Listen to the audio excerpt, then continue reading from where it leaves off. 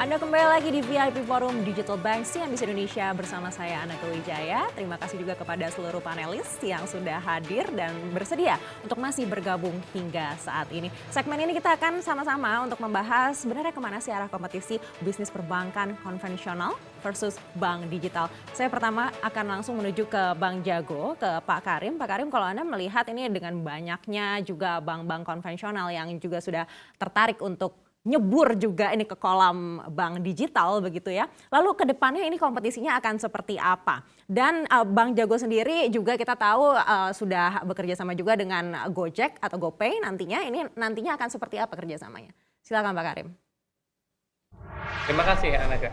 Jadi pada dasarnya kompetisi itu tentunya adalah tidak bisa dihindari lah, it's inevitable. Tetapi kompetisi tentunya adalah kompetisi yang sehat. Karena tadi seperti juga pernah disampaikan sebelumnya, memberikan pilihan bagi nasabah. Oleh karena itu Pak Yahya juga tadi sebut bahwa the more choices yang ada sebetulnya adalah lebih baik bagi nasabah. Saya rasa untuk suatu periode tertentu antara bank digital dan bank konvensional maupun produk layanan digital konvensional akan ada terus dan berdampingan. Yang penting nanti ada suatu saat di mana antara bank digital maupun bank konvensional harus ada yang memberikan produk-produk unggulannya lah di masing-masing segmen, itulah yang istilahnya akan lebih banyak digunakan oleh nasabah. Tadi Anda kan sudah sampaikan kalau bagi Bank Jago khususnya memang karena strategi kami adalah tertanam dengan suatu ekosistem dan memang kami dengan Gojek nanti dengan GoPay akan kerjasama. Bentuk kerjasamanya berupa dapat digunakan layanannya itu dari dua sisi. Jadi layanan GoPay itu dapat dilihat dari aplikasinya bank dan kemudian juga sebaliknya harusnya informasi perbankan dapat dilihat daripada aplikasinya GoPay. Tapi tentunya ini semua harus mengikuti kondisi-kondisi sekarang seperti disampaikan Pak Heru bahwa customer protection data itu adalah nomor satu dan sangat penting. Kemudian security daripada kalau kita melakukan transaksi antar platform itu juga kami harus selalu jaga. Oleh karena itu tadi memang sudah beberapa hal disinggung mengenai API, maka semua teknologi kami ini memang menggunakan API yang pada dasarnya dapat menelusuri dari mana berasalnya suatu transaksi, nasabahnya siapa dan sebagainya. Dan kami memang memastikan juga menggunakan standar security yang saat ini ada dan diterapkan oleh perbankan pada umumnya untuk memastikan tadi bahwa kerahasiaan data nasabah itu adalah yang harus kami pegang dengan tetap memberikan layanan yang cepat dan aman, cepat dan nyaman tadi. Karena menggabungkan tiga hal ini sebetulnya adalah yang menjadi tantangan kita semua. Bagaimana nasabah mintanya cepat, aman, dan yang terakhir itu adalah murah. Nah, ini tiga-tiganya ini yang memang tantangan kita semua, baik di digital maupun bukan digital, bagaimana bisa memenuhi kebutuhan daripada masyarakat ini. Baik, Pak Karim, kencang juga ini kabar terkait dengan Gojek yang akan bergabung bersama dengan Tokopedia begitu. Apakah ini artinya juga nantinya ini Bank Jago terintegrasi juga dengan Tokopedia? Ini menarik terus terang kalau Gojek sebagai pemegang saham kami dengan Tokopedia tentunya saya juga hanya mengikuti dari berita-berita di luar. Bagaimana akan jadinya kita harus lihat saja nanti kelanjutannya seperti apa. Kalau memang ya terjadi, alhamdulillah. Kalau memang tidak, ya kita memang tetap mencari terus ekosistem-ekosistem yang lainnya. Karena memang bagi Bank Jago hadir dan tertanam di suatu ekosistem itu udah memang strateginya agar memang kita tidak banyak sekali butuh investasi untuk melakukan marketing, kemudian untuk melakukan pendekatan langsung kepada nasabah dengan melakukan program-program Bank Jago sendiri. Baik, kita akan beralih lagi ke Bank Neocommerce, Pak Chandra. Kalau tadi juga Bank Jago menyampaikan kerjasamanya seperti apa dengan Gojek, begitu ya. Kalau Neocommerce dengan Akulaku yang merupakan bagian dari Alibaba, nanti kerjasamanya akan seperti apa? Oke, terima kasih, Anaka. Jadi basically kalau kami dalam hal ini ya seperti tadi disampaikan oleh Anaka, memang sekarang ini ekosistem kami masih Salah satunya adalah Aku Laku. Jadi kalau misalnya ke depannya akan seperti apa? Jadi Aku Laku sendiri kan punya customer base sendiri dalam hal ini.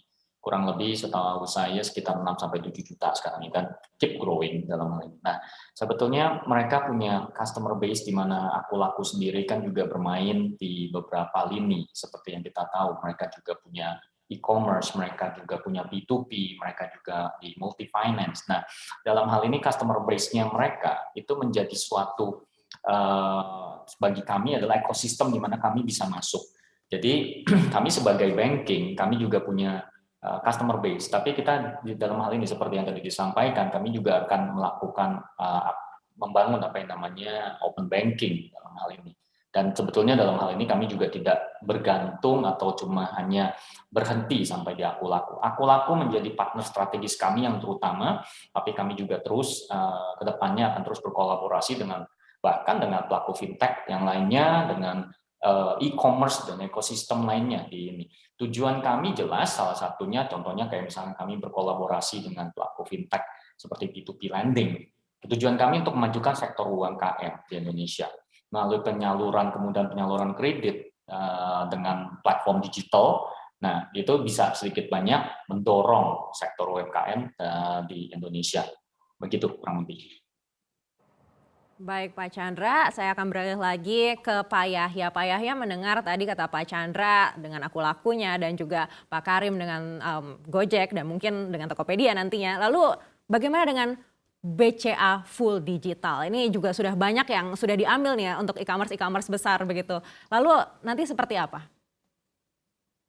Ya, kita tahu ya, sebenarnya di BCA sendiri kan sudah dikembangkan. Kita ada internet banking, ada mobile banking, ke depan beberapa ekosistem kita akan masukkan juga di platform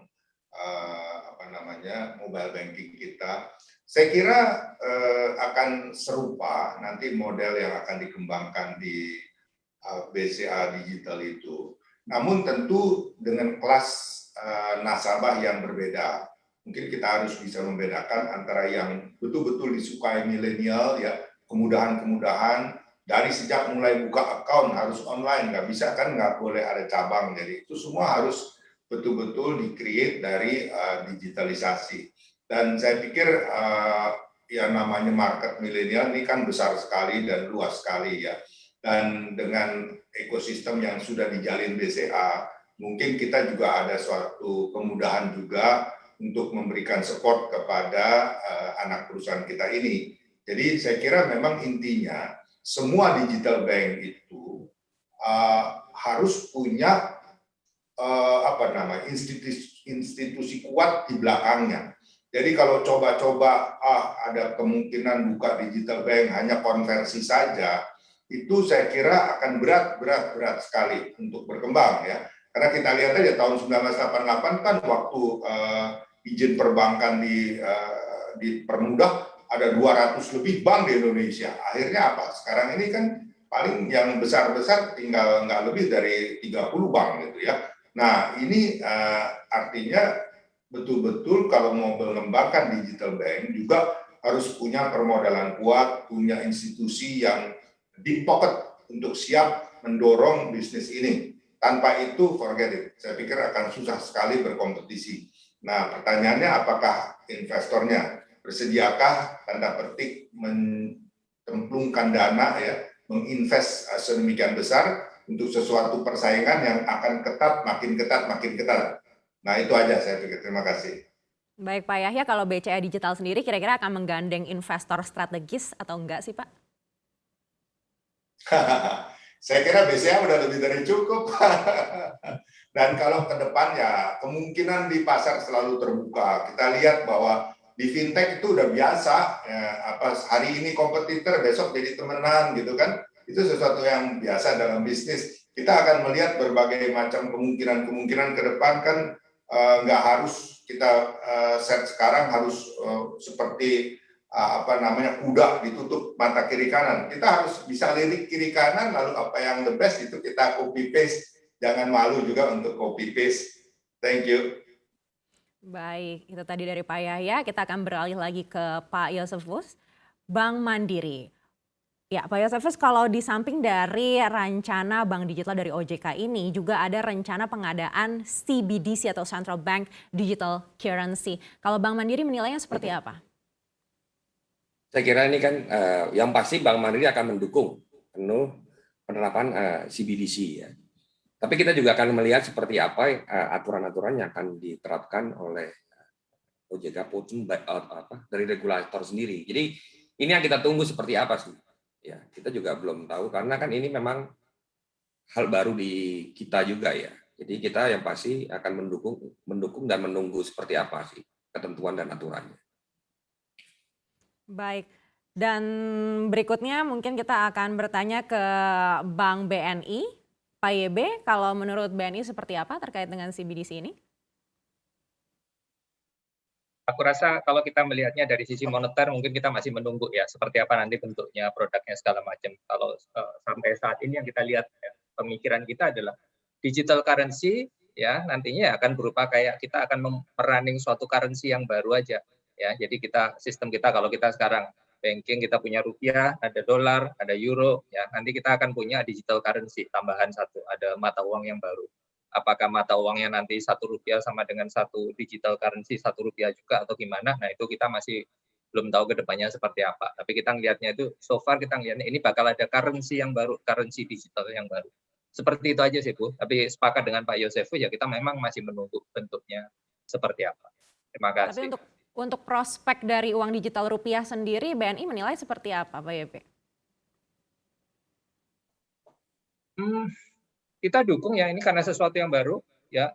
Kita melihatnya mungkin nanti akan membuat efisiensi di sisi moneter ya karena kan gini kalau kita bicara dengan Bank Indonesia salah satu biaya yang besar adalah biaya uang kartal kita ya uang yang beredar uang kertas uang koin ya itu pencetakannya juga mahal maintenance-nya mahal pencetakan ulang ya pengelolaan ya itu juga luar biasa ya. Nah kalau kita memang bicara bahwa Indonesia itu menjadi cashless society atau less cash paling enggak kayak gitu ya ekonomi kita akan lebih efisien ya jadi handling cost itu akan lebih murah juga untuk sisi financial service Akan lebih efisien ya, terima kasih Pak YB.